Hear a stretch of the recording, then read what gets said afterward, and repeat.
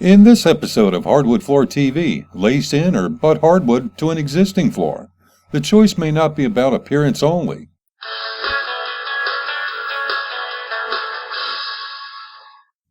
Most people would choose a before and after appearance shown in the first set of comparisons, opposed to the second set. However, doing so may require a substantial cost for labor depending on the job size and getting it done the right way. Let's slow down a bit to explain it better. The first set, or the before and after shown in the lower portion of the screen, is a basic butt to existing hardwood job. The installer simply added new against the old hardwood, where there's no additional labor cost. The second example shows a lace-in project where labor time and cost is increased substantially, but will depend on the size of the area involved. Although the two examples are a little different in that this first example is considered a weave wraparound, by way of explanation, the choice was given to the homeowner to have both areas from the dining room to the living room weaved in by removing the tie board that separates the foyer from the living room. In making a 180-degree turn and now looking from the dining room, the arrow shows the tie board. The carpeted area will receive the new hardwood.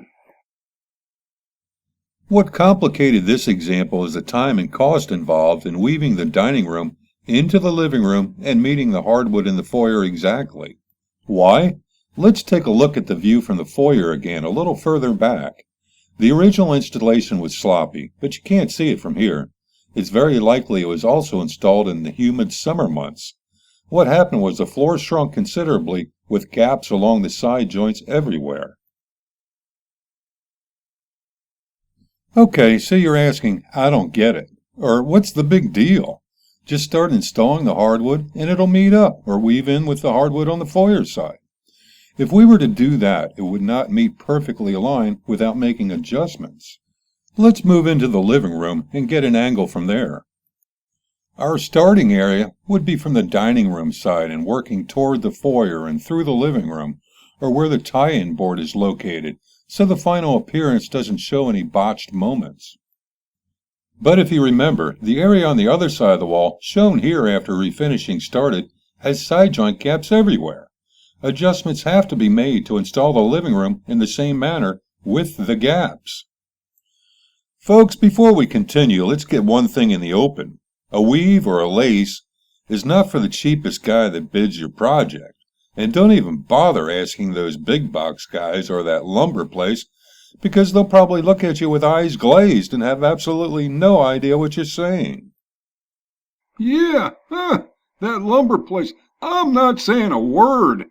Hey, you can see that big lace-in job at the first video link, and the second one shows an older floor that needed a smaller lace-in repair. And just below that on the bottom, you can see how a couple boards are taken out, with new ones put back in. So how can I be an installer? Sitting around here ain't paying very good.